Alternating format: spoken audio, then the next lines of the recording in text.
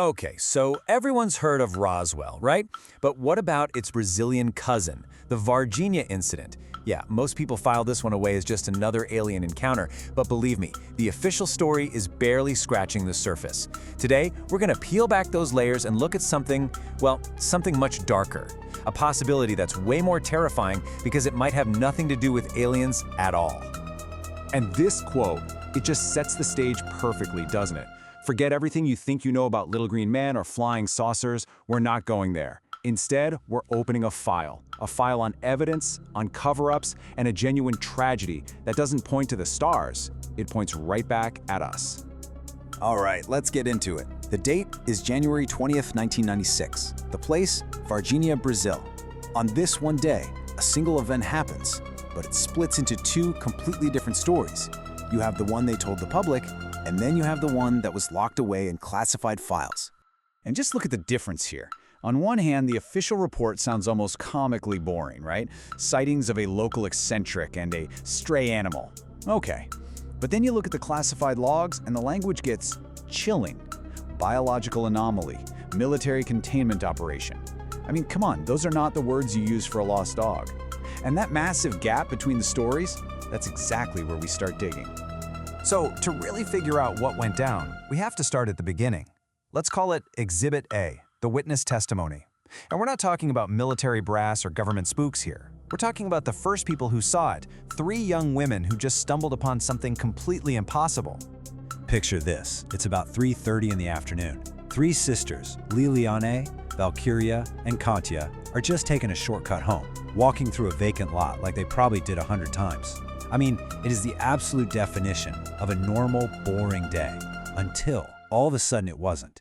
Because what they saw crouching there in the mud was about to kick off an international incident.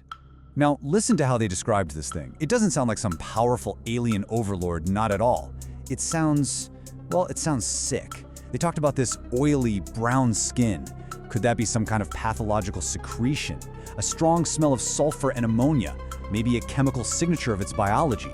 And it was visibly shivering. I mean, was it just cold, or could our own terrestrial pathogens already be attacking its system? It was crouched down, it looked weak, and those massive red eyes, they sound less like an alien feature and more like a symptom of pure, absolute distress. Which, brings us to the really big question here. For just a second, let's forget about what it was. Let's focus on the reaction to it. Because if the official story, the one about the local guy and the stray animal, is true, then what happens next makes 0 sense. Absolutely none. Because this was the response.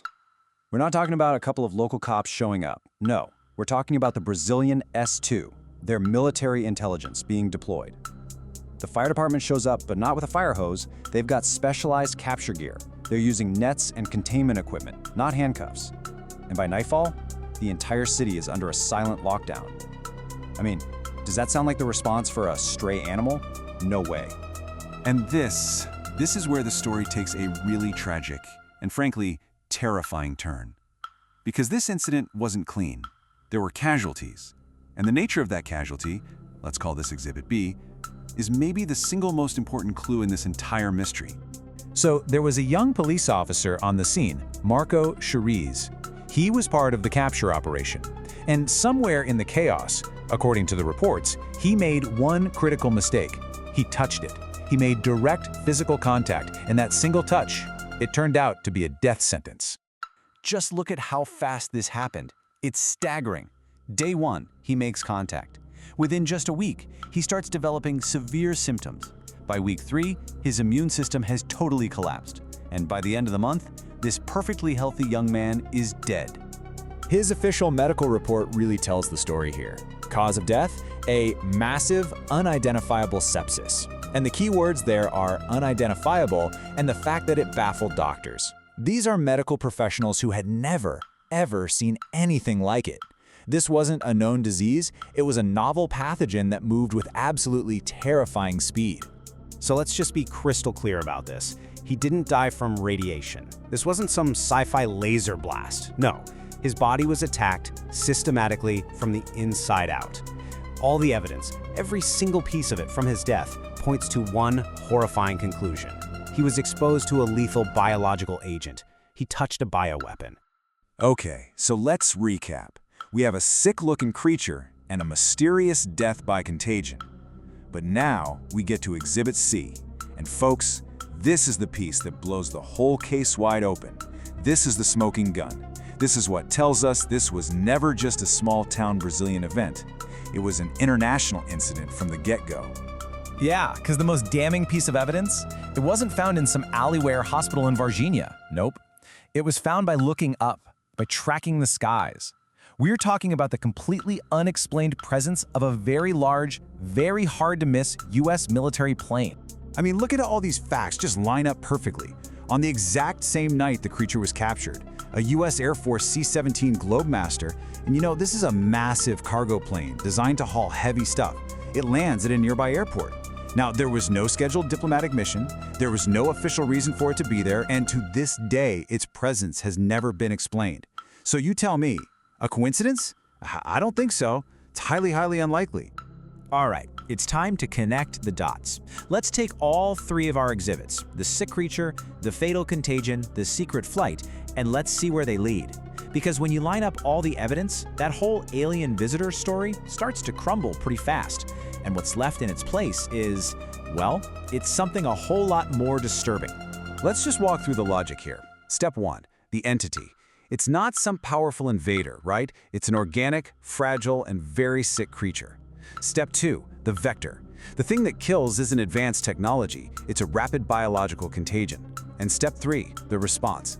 A super fast military extraction by a foreign power that seemed perfectly equipped for exactly this kind of scenario.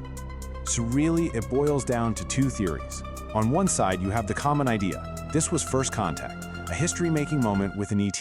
But on the other side, you have the evidence-based theory, something more like return to sender, a cleanup mission to retrieve something that got out of its cage. And that brings us right to the heart of the matter, to our central thesis. The whole alien story, it wasn't just a simple mistake or misinterpretation. It was the perfect cover. I mean, think about it. What better way is there to hide a catastrophic failure of human bioengineering than to just let everyone think it came from outer space? That frantic cover-up, the military lockdown, that secret U.S. Air Force flight, none of it makes sense if you're trying to hide an alien. But it makes perfect sense if you're trying to hide something that we created, something that escaped. You see, they didn't hide it because it was extraterrestrial. They hid it because it was ours. So that's really the question we're left with, isn't it? Was the Varginha incident a genuine visit from the stars, or was it a terrifying glimpse into a secret biological arms race we were never supposed to see? You know, we spend so much time looking up at the sky, wondering what's out there. But maybe, just maybe, the real danger isn't what might come down. Maybe it's what might crawl out of a lab right here on Earth.